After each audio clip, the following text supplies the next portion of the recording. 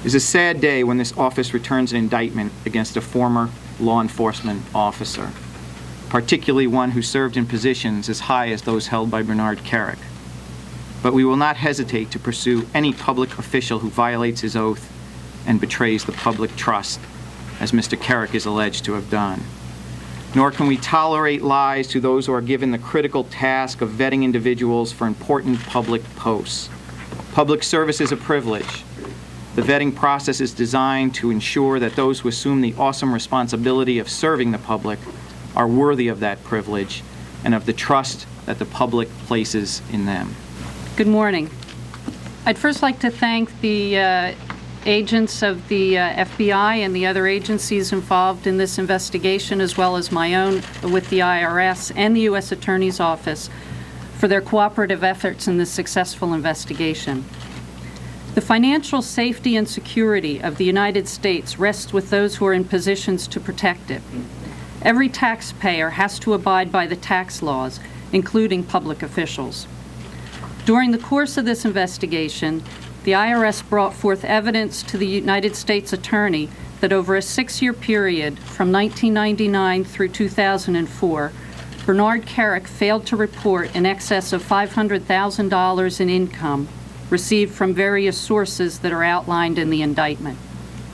As Mr. Garcia elaborated, he also provided false information to his accountants, failed to disclose income to his accountants and return preparers, failed to provide information about a household employee, filed false individual income tax returns, and structured his financial transactions to avoid generating documentation which would have alerted the IRS to his false tax returns.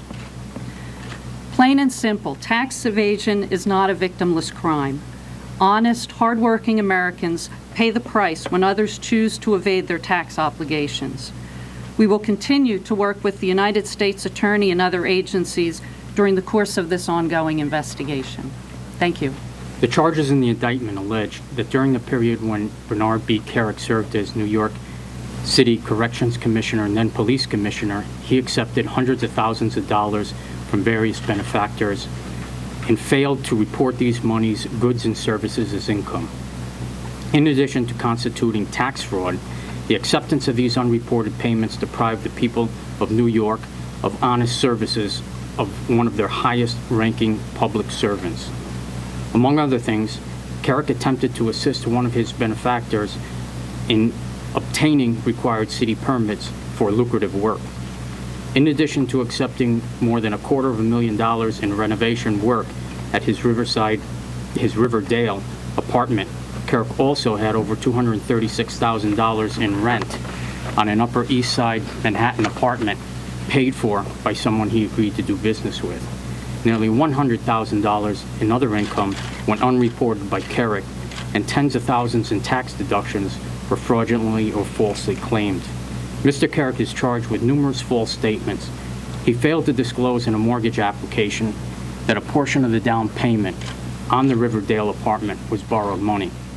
He made numerous false statements to the federal government in applications for high-level government jobs, including notably his application to be the nation's Secretary of Department of Homeland Security.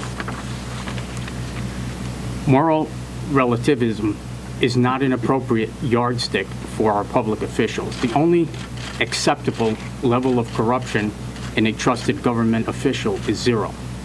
A beat cop accepting a free cup of coffee or a meal on the arm is properly viewed by the public as wrong. Kerik's alleged conduct is an order of magnitude much worse than that and constituted a pattern of wrongdoing. If a free cup of coffee is wrong, Kerik's long list of alleged crimes is repugnant. Teddy Roosevelt, the New York City Police Commissioner in the 1890s, was the embodiment of rectitude, a man who held himself to a higher standard than he expected of others.